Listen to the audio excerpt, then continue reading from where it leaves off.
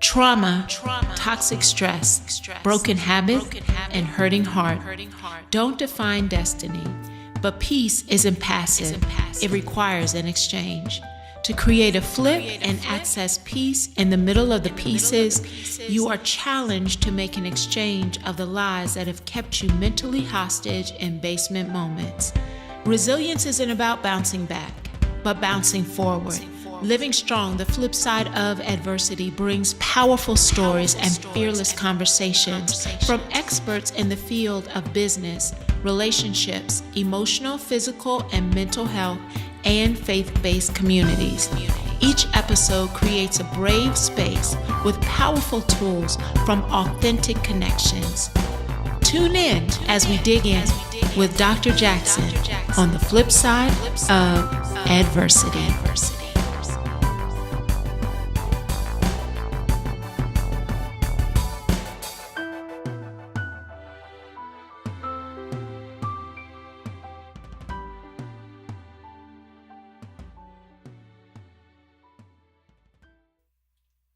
Hello, and welcome to the flip side of adversity. I am Dr. Veirdre Jackson, the CEO and creative behind Living Strong Consulting. And you know what? I have been waiting. It has been several months, actually. This conversation has been in the works. Again, when you have those moments, so I say again because last week, 2 weeks ago, we had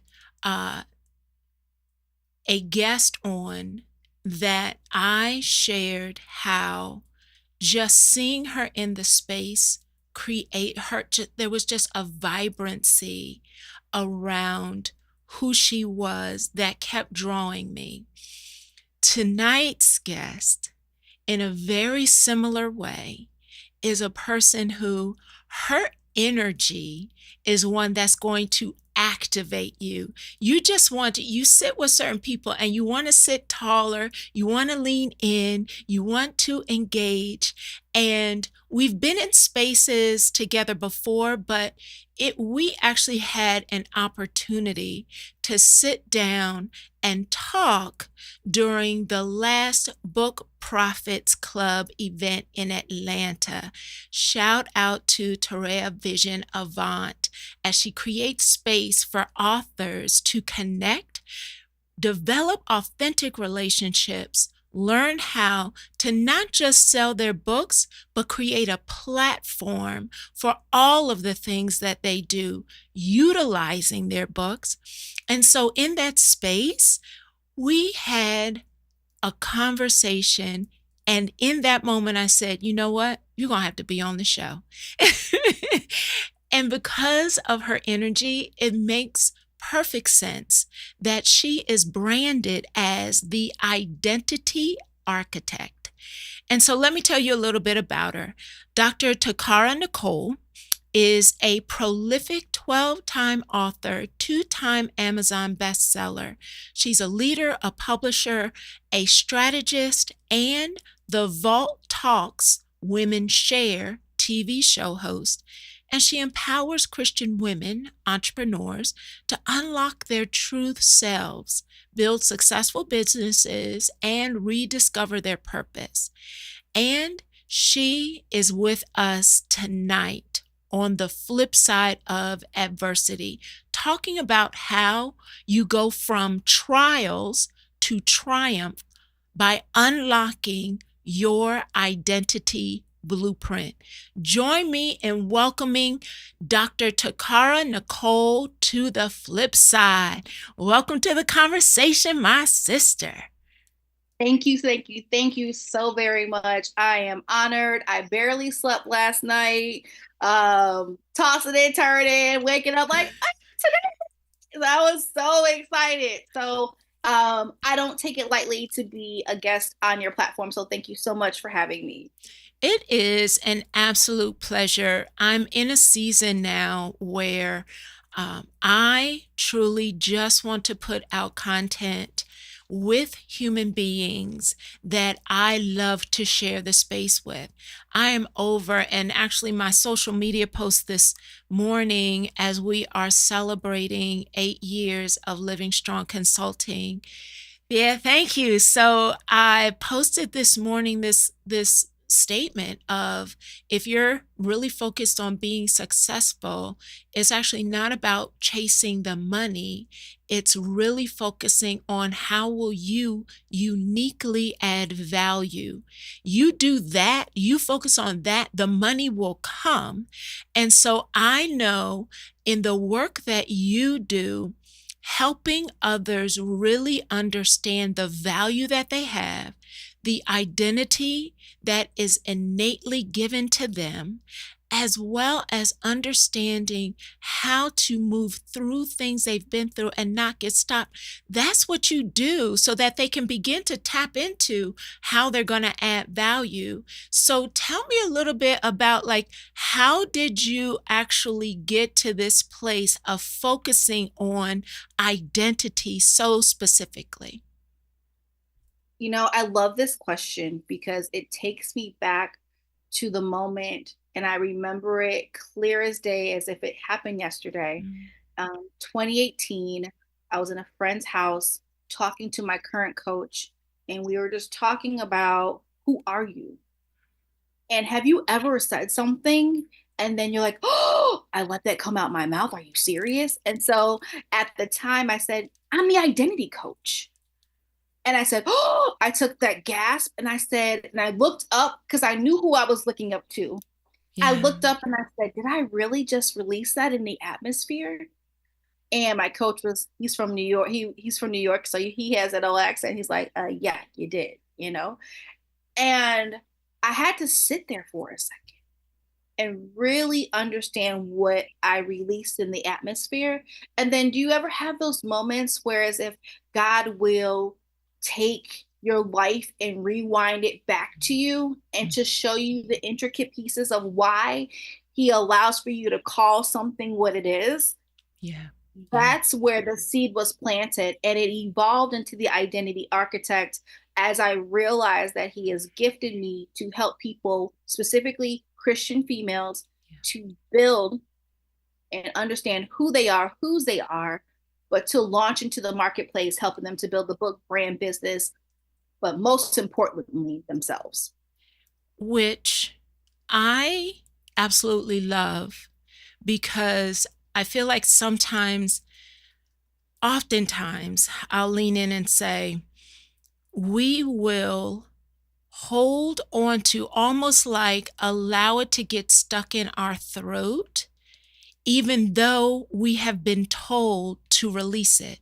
We're like, no, no, no, Yes. I can't say that.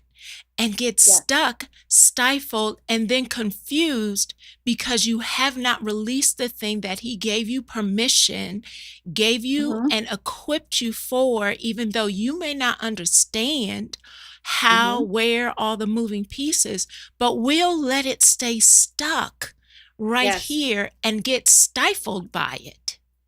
Yes.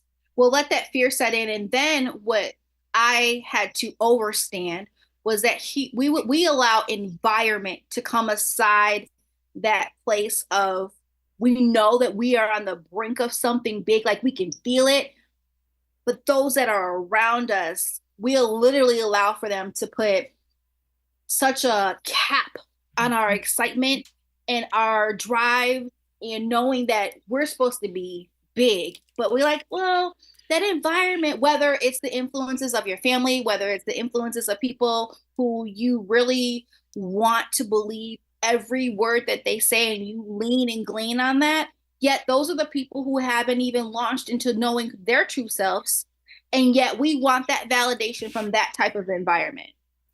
And sometimes it's not even necessarily the people, it can be the stuff we've been through. And so Yes. you intentionally entitled this episode Going from Trial to Triumph. Can you help us understand what in your own story may have shaped this understanding that it's even possible to make that shift and move? I feel the Holy Spirit all up in Well, here. we Let me prayed tell you, before we came on, so just go ahead, let it go, let it go. I feel the glory up in here. So when we talk about trials, a lot of people feel that they can't be their authentic selves in the trial. And what I mean by that is they want to downplay what the trial is because they don't want to be realistic about what they're really going through. Mhm. And with trials, if we really lean into the word of God, trials come to build us, they come to strengthen us, they come to affirm us, they come to let us know who we really are, and understanding that seasons have to shift, so the trial has to end. So that's why I said triumph. If we are intentional with understanding that this thing has to come to a close, we're going to get where we need to go. But this season right here, because the word says everything works for our good. So this Mhm. season right here, even if it's just a small nugget, I'm going to apply that to this big, huge puzzle called life and take this trial and understand how I can triumph from that season. And so for me, it was the year I turned 30. When I tell you I was so excited to turn 30, baby, I thought I was getting ready to do it. And I had plans, I had all these things that I knew that I was going to accomplish that year. And I was coming home from watch night service, and I hit a man on a bike and he died. Mm. And so that's the way I started the year I turned 30. Fast forward, my biological dad, so I'm the fourth out of 22 kids. Yes, I said 22. And I lost him, and I will say lost because I had to grieve his presence. Even though it was such a dysfunctional relationship, it was still a relationship that I had to grieve because I lost him to the prison system, and he's there for life, right? So that happened. And then I lost my job. And a lot of women, if we're going to be very honest and transparent, we allow our jobs to shape our identity. And Right so there. guilty, I did that. And so I allowed my academic accolades and my professional accolades, all these achievements, to define who I was. And when God snatched that away, I became suicidal, I became depressed, I didn't know who I was. And that was the year I really was trying to figure out, God, who am I? Like, you snatched everything away from me, where do I even start? And he was like, well, you start with me. Let me show Mm. you who I am.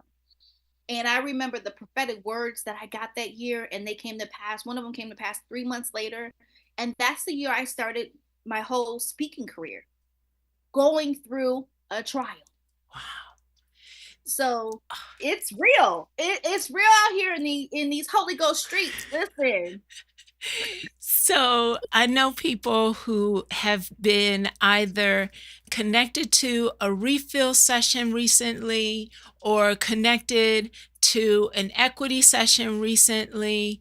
There's an activity called Seven Circles that I do in there, and it truly requires people to identify seven descriptors about their identity that are important to them, and I remove job, credentials, career, and even family. Like, I just Yes. want seven things about you. And it is amazing how many people struggle, struggle. Agatha Yes. is chiming in. She said, yep, right here. Thank you for your honesty, sis. Because whenever I do that, sometimes people have tears just trying to get to the seven circles. For sure. And if we can't separate who we are from what we do, the moment something shakes that thing, is shaking us. Yes. Even that relationship, the moment it shakes that relationship, that job, those whatever the do is, the moment that gets shaken, we get Yes. shaken. And Yes. so when you recognize how we can intentionally separate our identity from what we do, What are some, give us some nuggets. Like, what are some things? We've got women in the chat already chiming in that, yep, I was at the refill session and that task right there. Can you give us some nuggets? Like, what do we do in those moments? It's interesting that you can identify with that, because as a publisher, one of the most hardest sessions for my clients is when we get to the bio. They're like, well, can you just write it for me? Absolutely not. I'm not doing that. And I tell them, I'm not doing that for you. I want them to understand how powerful they are without it sounding like an obituary. No one wants to know, I was born by a river, September 1960. No, no. Who are you? Who are you? And it's great to, you're a wife, you're a mother, you're this, but to your core, who are you? And so I pull those elements out, like, I am such and such, because what I teach my clients is, I am because he is. So then who are you? Yeah. Who are you? Yeah. And so I remind my clients, like, I literally have this big, huge piece of paper on my bedroom door, and it's 24 I am statements. And I get to look at every single day that remind me, who is Toccara Nicole? Because guess who's not going to remind me? This world we live in, my job. I gotta start with reminding myself. So the easy way to answer that is understanding who you are without, I am a wife, I Mm-hmm. am an employer, I am a daughter. No, what do you like to do? What are you called to do? What does your purpose look like? How do you come aside that? And I can say, it's not easy. It's not easy at all. Mm-hmm. But when I tell you, that's why I love being the identity architect, is pulling those elements out of people. Because if we really do the deep dive, I call it the vault. We all have one. If we really truly tap into our vault and tap into our Heavenly Father and say, Lord, I am knocking at the door, seeking to understand who I am in you. Help me to tap into this vault that you've given me so I can understand what are these nuggets that are already within me, that so you can teach me who I am. And when I started praying that prayer, I started understanding who I am. And guess what? It's an everyday process. Yeah. But we have to lean into that process and understand that we already are created by the Most High. So he's given us every secret sauce, gem, jewel we need. But the other thing that we have to couple that with is faith and belief that we are who he says that we are. Mm-hmm. You literally just gave me a visual picture of something for listeners and people are. to do, is actually start with a piece of chart paper that's blank, pray that prayer, and then literally every time something comes to you unapologetically, without questioning it, without Uh, editing it, put it on the chart paper and just let, and don't force it, actually right. sit with it and allow it to create space and presence, that you are looking at it every day and your brain stays engaged in creating and authentically allowing your identity to either be rewired, reshaped, but literally evolve in front of you. Yes. And I'll tell you, when I did that some years back, and when I tell you, when I move, I fold it up, I pack it up, and when I get to my destination, it's old. I mean, it's getting ready to fall apart. I'm taping it back up real good because I don't want to lose it, but it also lets me know um I am who he says that I am. Yeah. And it's that constant reminder, because like I said, life, as the young ones say, life be life it, right? Um that's what they say.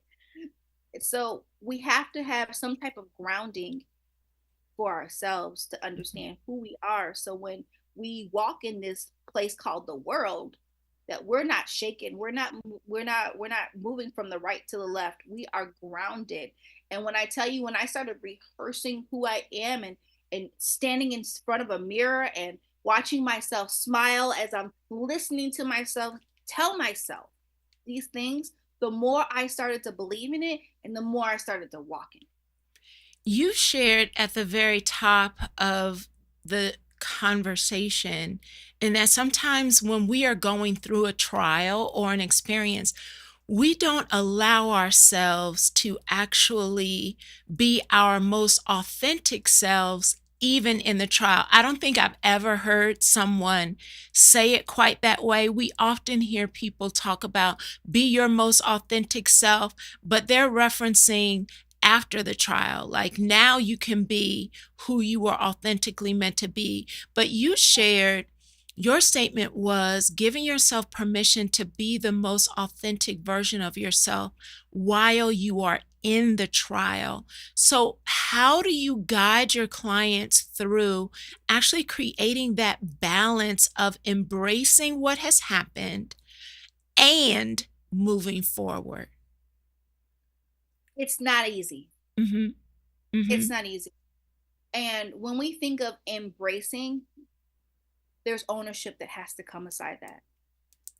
And a lot of times we don't want to own the things that have happened to us that were bad or didn't go the way that we desired, especially as women, because we're control freaks. We want to control the narrative. We want to go through a trial looking cute, pretty, lashes all together. We want to be, and when you are a servant of the Most High God, He will strip you from all that. But you have to stay true to what you believe and who you are. And that's what I mean by when you are going through a trial. Don't lose sight of yourself because you're going through something. Don't Mm. lose sight of your identity because you're moving through something. And when I think of that, I think of the seasons. Every season has its change. So if you can just hold on, because God wants you to hold on, He doesn't want you to give up. Because if He gave you something or some things, assignments, some of us call them, we can't give up because of the trial. A Right. lot of times the trial is to make us, and it's also to take those nuggets and to pour them back into the people who are waiting for us on the other side of this thing called a trial, called triumph. Yeah. The beauty of that image of recognizing that we don't if you're clear, if you've been doing the work on who God Yes, says you are, this yes, trial, this moment is not going to shift or change the identity He has already given you. So that's it. hold on to Him Yes, and the truth that He gave you, and recognize you said this will end. This yeah. will end. And who will you be in it and on the other side of it? Ah, And that's important. Is we lose sometimes. I'm not honest. I mean, very honest. We lose focus. We allow the trial to get more of the focus than we allow God, mm-hmm, because the mm-hmm, trial is dirty, mm-hmm. is ugly. There's misunderstandings. Sometimes there's hurt feelings. You're emotional. You feel like, okay, God, what else do you want from me? You're questioning, are you with me? There's so much going on. Yet I'm gonna tell you one thing I do in my house, and anybody who walks up in my house, they'll see it. I have sticky notes on my door. I have scriptures in my house. I have sticky notes in my bathroom. When at one of my houses, I had a big, huge mirror, and I would literally take um, a dry erase marker and write, all kind of affirmations. And one day, somebody was in my bathroom. I'm like, who are they talking to in there? They're reading their affirmations.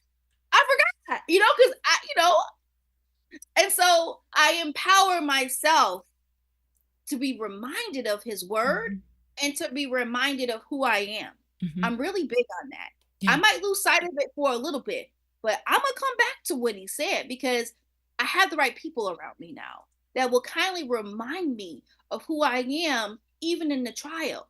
And what I love about my circle now is, even in my down moments, they're not, girl, you better get up out of this right now. No, sometimes it's not meant for us to get out of it when we want to get out of it, because it's hard. We there's elements that God wants us to go through that are hard. So we have to understand that. Sometimes it's not for you to get out of it until He gets out of you what is Consciously out of possible, it. right? So sometimes we sabotage the process or try to avert things or Yes. try to get out of things when actually there's something that he wants to bring up and out of you. And for your clients, it's often a story. And Yes. when you before we talk about how you help women connect with their identity and then publish their works, you just shared something that literally, were you in Tampa, or like were you eavesdropping? Like, what my Tampa folk, if you out there, drop a comment in the chat, because I'm going to say one word to my Tampa folk: ponytail. I tell this story about how to find a pacing partner. And Mm, for me, in a really difficult run, it was finding actually a complete stranger, but she literally was my ponytail, that I ran behind that ponytail in order to finish my race, to do the thing that I was assigned to do in that moment, even though it wasn't looking like what I wanted it to. So when no. someone is pursuing the the identity that is divinely given to them, what kind of people do Oh they my. need around them? You brought it up, sis. I want to understand what kind of community, because I tell people about my ponytail story, but what what kind of people? I've heard the ponytail story. It's man, it's powerful. Um, one of the things that I had to really understand was that I tell a story all the time, and I repented for it. I think I got rid of people like the wrong way. Mm, In 2018, I was just tired of people talking about my little business, my little this. I can't believe you think that you can do that. The audacity for you to think that big. So I removed people that were leeches. I mm, removed people that their vocabulary didn't add up with my vision that God has given me. I removed people that simply didn't believe the way I believed. I removed people that literally God showed me, all right, it's time to cut the cord. And he will do that, ladies and gentlemen. He will do that. And it is one of the most hardest things in the world to go through. Yet it is one of the most beneficial things that you can ever do for your destiny. And one of the things that I also realized is that people who came with so much baggage that I felt it, I let them go. And God gave me this beautiful vision. I'm a visionary all day long, twice on Sunday.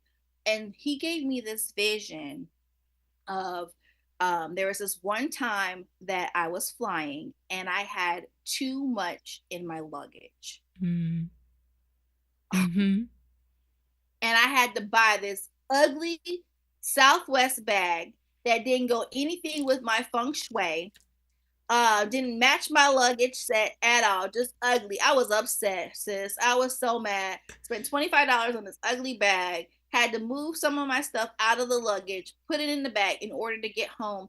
And what God showed me was, if you are carrying the weights of other people, you're gonna miss the flights that I have for you. You're gonna You're miss gonna it. have to say that again. You're gonna have to say that again. Listen, if you have too much baggage in your bag, you gonna miss the flights because you aren't.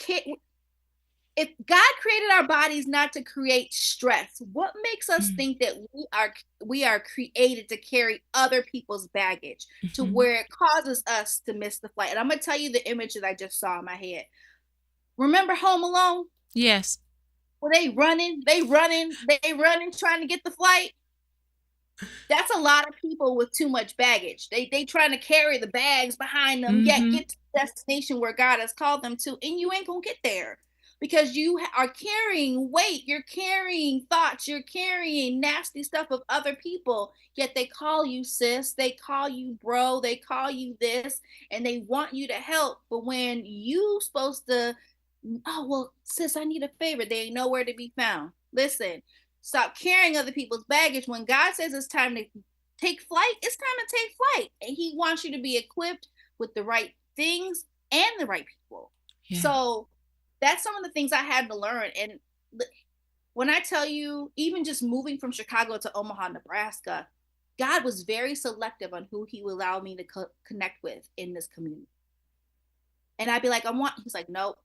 So I realized everybody can't be a part of my world. And as a servant leader, someone who knows who they are, that's one of the toughest things, is to say no. But I've learned how to say, I respectfully decline, or, it's not meant for us to be, that close. I can help you on this project, but then I need to back up. So really, that's overstanding who you are, though. And that takes work, that takes discipline, that takes tears, that takes heartache, that takes misunderstandings. But when I tell you, when you get to the place where you know who you are, and you can say, oh, that's baggage, oh, that's not in alignment with the vision that God has for me, oh, that's not aligned with purpose, you will learn that some people just can't come along, and it's okay. There's a book that I literally today was helping a group of educators go through. It's called Growing Up Again. And in the chapter on developmental affirmations, the researcher actually writes in that chapter, as she's going through how important these developmental affirmations are, she writes in there that you will begin to see a change in you and recognize everyone is not going to like or want you to change, because it is benefiting them for you to stay the same. She wrote that before you even finished studying the developmental affirmations. Let me give you an alert, so you're not shocked that everyone is not going to like the change that begins to show as you begin to really understand and affirm who you are. It's going to change you, and everyone is not going to like it. So recognize that's okay. But I'm more loyal to the assignment on my life than your preferences. And that right there. And I had to learn that. And we serve such a gentle God. He's so kind. And so when I was able to really understand, and I say overstand that, it allowed for me to really hone in on who he created me to be, and pour into my clients those life lessons that he taught me when I see that they need that lesson. And not holding back, because sometimes we're nice and, oh, I don't know if I should say that, but when God speaks and he rises up, and the next thing you know, you spilling, you sharing, it's because you have conquered something, and now you need to pass on that lesson so they can conquer the same victory. And you do that as a coach as well as a publisher, in helping people not stuff down, try to outrun, or ignore their story, what they actually, once they're healed, what they're supposed to share. So when you are working with a client who feels that they want their story published, what are some key elements to that process as a publisher to help them get their story out? So the first question I ask them, if it's a non-fictional work, are you healed? That's the first question I ask them. Thank you. Thank you. So everybody does it. No. And in the industry that I'm in, self-publishing, it's a tough industry. It is. And I tell my clients a couple things. Shout out to Cindy Ogwal, one of my clients. She told me that I have to give all my clients the same disclaimer. because I didn't warn her. Working with me would be that, oh my God, God's getting ready to show me some things and activate some things and really shift me. She was like, Toccara, why you didn't tell me that? I didn't know that. I mean, I remember hearing an earful from her that day. But healing is the most important Mhm. thing. And the way that God showed me was words are seeds. Mhm. Words are seeds. Mhm. And so if God used words to form our world that we live in, we have to be very responsible about the words that we use from an author's perspective, because the reader, especially from a self help perspective, readers are looking to get answers and solutions so they can activate what is laying dormant in them for the transformation to take place. And so I remember one of my clients, and she's now back to being a client. I read her book. I said, honey, I am not putting Boss Consulting and Publishing International logo on this. And she was like, why? I'm like, you're not healed. I'm reading it. And so Mm. now she's back and she's healed. And I literally had to ask her, sis, who wrote this book? And she's like, me, sis, I did it. And so she took that and understood that in order for people to really receive what she had to share, you have to be healed. You cannot be just, oh, I just want to write because, and I want to get someone back and I want to tell all. Nope, I'm not publishing that mess. I'm not publishing that foolishness. And you're not getting a refund either because I told you up front what I'm, what I'm not publishing. And so I help them to understand, listen, God is using your story, your journey to help someone else. You can't be talking like this. You Mhm. can't be feeling like this because we feel words. We Mhm. feel them. Well, how do Mhm. you think emotions and feelings come into place? Because of the power of words. So that's first. And I help my clients to understand this journey isn't just for you. It's not just for you. It's not just to say I'm a published author. There's people who are going to be picking up your book. There's people who are going to be listening to your story. And I tell my clients, and they look at me like a deer in headlights. Once you're an author, you're a speaker. Automatically, it goes hand in hand.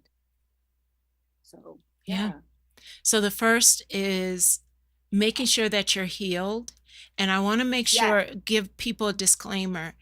Healing isn't a destination. It's an right, evolving journey. But what we yes, can't do is repackage our trauma and put it in a book for us to send it out to other people, because your right, pain will trigger pain in others. So the first yes, thing you're sharing is really assess your healing process. And then the second thing I heard you say is there is there needs to be an awareness of who your audience is, and that you're literally writing this with them in mind. Like, this is not just about you. Really no, think about the audience that you're writing for. And so yes. is there a third nugget? Healing, think about your audience. Anything else that you really walk people through as they're beginning that journey of publishing? You know what? It's really good you say a third because I think about it's a process. Sometimes people want to be published by a certain date. And I literally tell them, I say, listen, this is a process, especially when you're telling your own story, because there's moments where you might have to walk away from the computer for a second or the pen and pad for a second to regroup because of what you're sharing.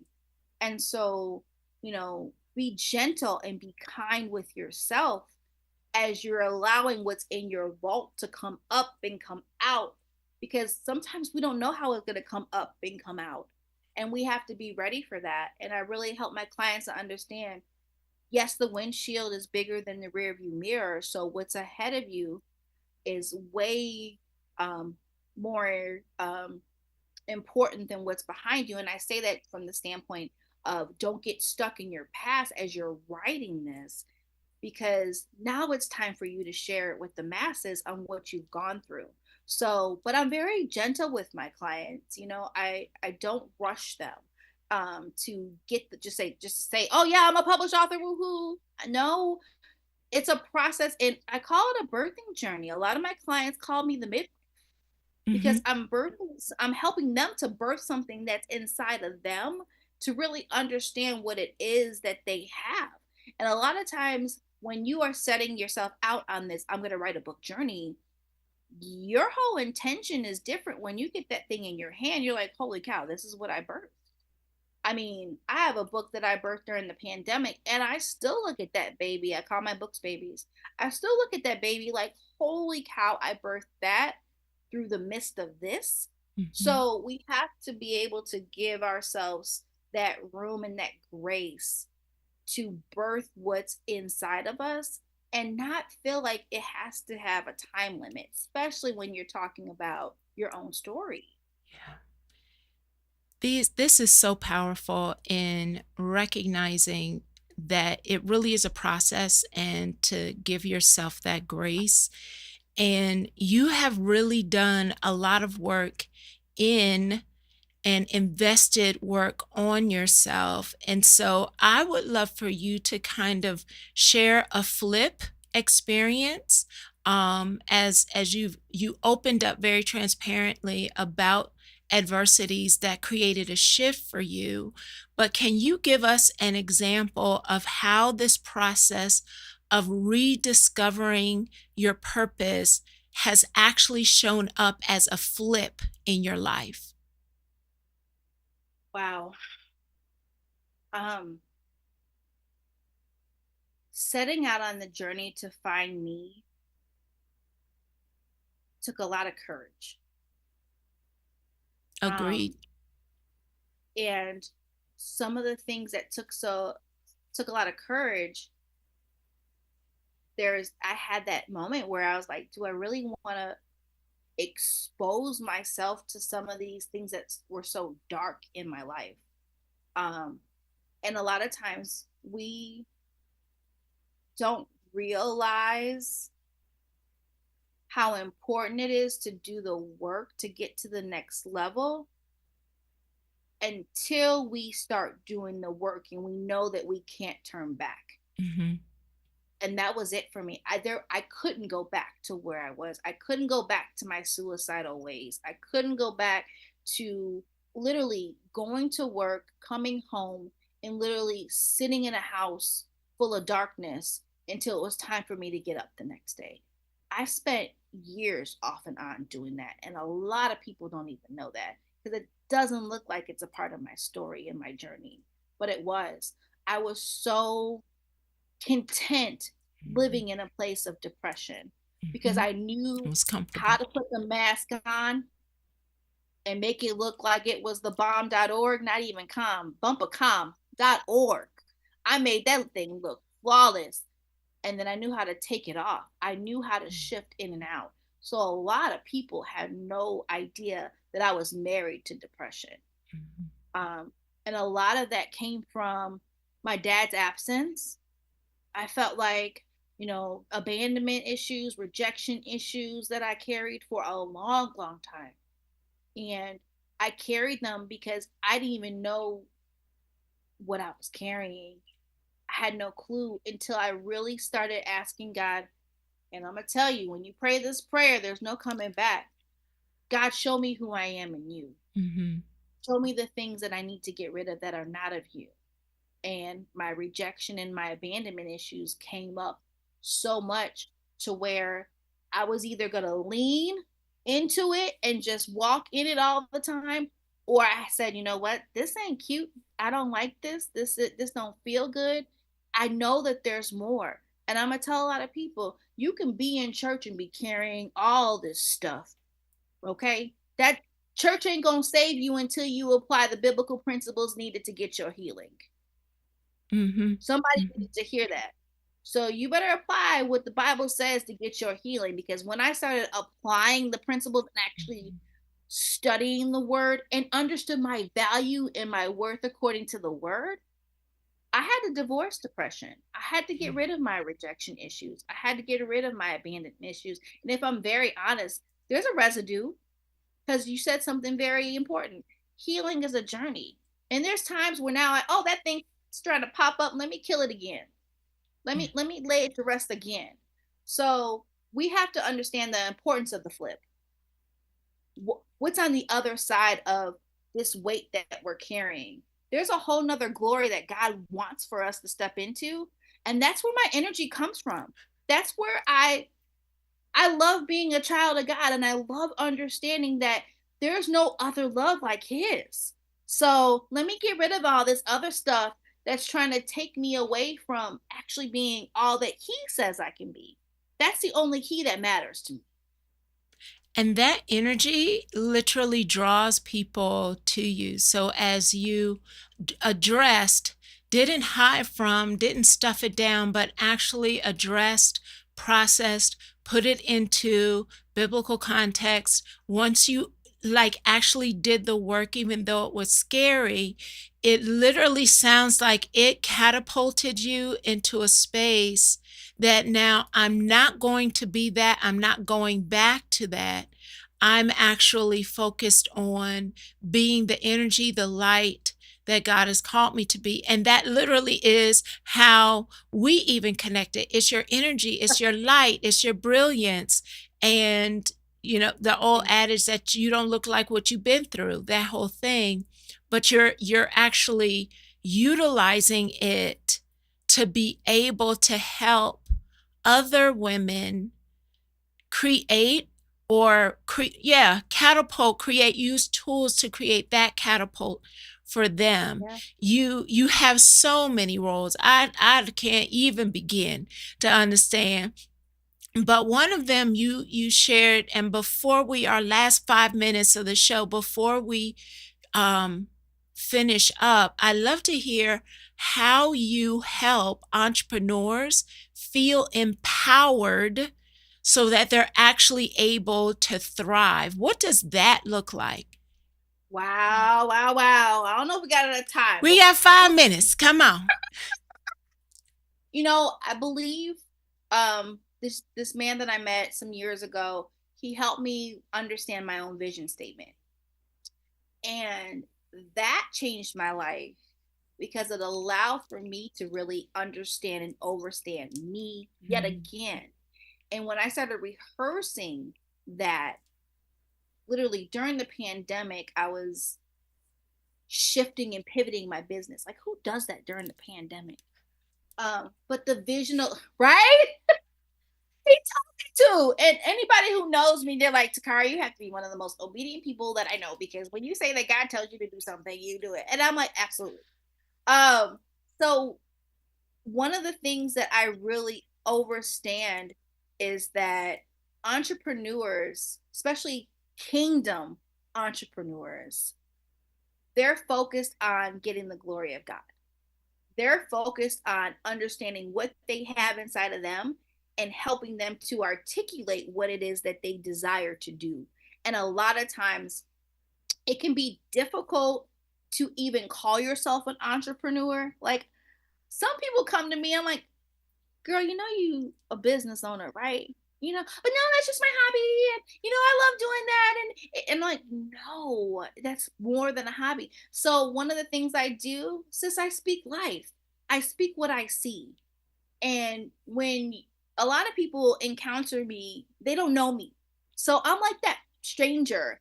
But when I speak life to them, they're like, hold on. Like you said, were you in Tampa with me like 2 weeks ago? Like, am I being punked? Have you been following me? No, that's the Holy Spirit showing me what you need to hear from someone who don't really know you. And so that's what we call confirmation. And so God shows me who people are, and it allows for me to pull out and put together as a strategist. Here you are as an entrepreneur. And if you do this, this, and this can lead to this. And so a lot of times as visionaries, we need somebody to come aside us and say, no, this is actually a stream. If you tweak this and do this, then this is what it is. So I really come aside the concept that people have and help them to understand how to articulate that thing and how to really mind map it to where they can see the bigger vision of, no, this is actually entrepreneurship. And a lot of times people are scared to call themselves an entrepreneur Mm, because they interesting. feel they're scared. It's just my side hustle. No, you do know a side hustle is a form of entrepreneurship, right? That would be, that's entrepreneurship. That's entrepreneurship. So as I just heard myself say that, I heard God say we have to put a name to things. That's what I was feeling. That's what I was feeling when you were talking. Like people actually name it, give Yes, it power, give it a yes, presence, and then you back it with strategy. Yeah, yes. yeah, And yeah. I'm God feeling gives that. us strategy all day long. It's, are you applying the strategies that He's given you? And it comes with, are you believing the strategies that He's given you? So, but, and that's why I say you got to name it, because once you put entrepreneur to that, sometimes it unlocks the door for them to receive the strategy now that they see themselves as the entrepreneur versus naming themselves as the side hustler. Mm-hmm. So Mm-hmm. naming and claiming it. That's what I just heard God say, name it and claim it. I heard it like it was real loud in my ears, so I had to say it like, name it and claim it. Okay, God, I hear you. Yes, yes. And that whole word empower, that allows the opportunity to ignite the power that's behind that thing, Yes, and continue to allow you to actually walk it out. Sometimes yes. people ask me about that word purpose, and they're Ooh, looking for something else, like they're looking for yeah, this big grand thing, when actually yeah, it's the small thing that you're working right now. You just got to own that. Like, stop looking for something else. Actually yes, own that thing that's right in front of you that you yes, feel is small and insignificant. But if you name it, add yes, power to it, you'll yes. begin to see how it can accelerate, and stop looking for this grand thing, but actually grow the thing that's right here in your hand. And it's interesting that you say it like that, because what happens when you name it and claim it, God can say, okay, you believe in it. Let me show you this step. Mm-hmm. And when He unfolds the steps, you're taking the steps, the next thing's going to unfold, and the next thing's going to unfold, and the next thing's going to unfold, and your faith is going to grow, and your confidence is going to be stretched, and like all of those elements. Step by But you have to step. believe it first, step by step, moment by moment. And Mm-hmm. you said something that's so good. It's not like it's this huge, big, grand. Stop. If faith is the size of a mustard seed, come on here. It doesn't have to Yes. be big in order for it to be big. So I know someone is listening and they're like, "Well, I need help with the step and the step. I need to help. Help me claim whatever this is. I Come need some on. guidance." So I know they're like, "Okay, well, clearly I need some guidance." So um, Dr. Toccara needs to tell us how we can follow, support her, get her book, all the things. So All the things. tell our listeners all about how to stay connected to you. Absolutely. So if you're interested in my book, it's my sixth baby. I wear this sweatshirt that I created. Some birth children, I birth books. So this is my sixth baby. Identity Blueprint, Keys to Unlocking Your True Self. The story behind it is literally, I had a coach at the time. She said, write it in 30 days. I thought she was absolutely redonkulous. And I was like, that can't happen for me. And I wrote it in 28. And it's a really great place for people to understand the power of transition. It's a really great place for people to understand who they are. It's a really great place for people to understand purpose. And so um, you guys can grab that book by literally texting 877 And I'll say it again. It's Yes, because 87. somebody said, I didn't know she was going to do this. Let me find my pen. You never know what's going to come out I'm with st- me. and I I'm just, stalling for you so, listeners. Get the pen because she getting ready to give you the number again. yes, it's 877 904 0787. Text the word identity there, and I'll send you the link to the book. And if you want my help with figuring out, who you are, um, text the word help to the same number, and I'll send you the link for a call. And I do believe in calls. I love a good strategy call. I know some people are like, "Girl, you ain't got time for that."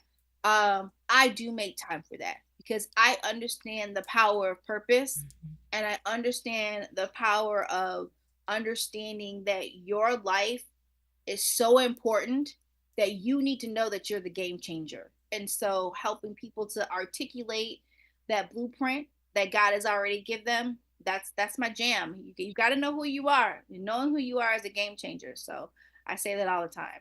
Yeah, it starts there, and I love how you just said, because you are the game changer. It's not Yes, looking to the left or the right or waiting for somebody else to show up. Uh, Dr. that's Toccara it. just told you you are the game changer. Well, my sister, thank you so much for all that you have shared, all that you have been You. honest and Yeah. transparent about. Um, I truly am honored that you will share the space with me. I can't wait for us to do more collaborations together. And Ma'am. I saw Shanira was in the comments. She's like, "Yay!" So, Yes. you know what? Thank you so much again. And listeners, if you know that you have been playing it small, this Mm, is your invitation to get the identity blueprint. Share that number yeah. one last time. I got you, sis. It's 877-904-0787.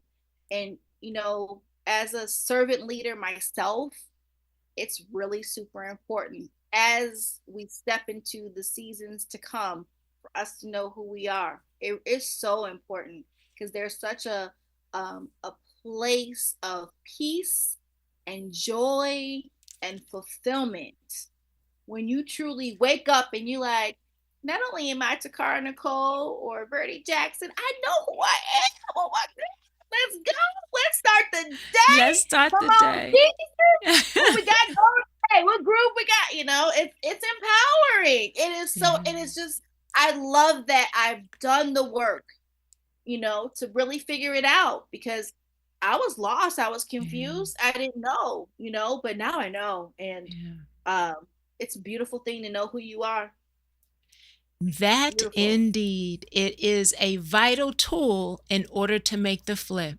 So, again, Yes. listeners, you have been listening to our episode From Trial to Triumph, Unlocking the Identity Blueprint.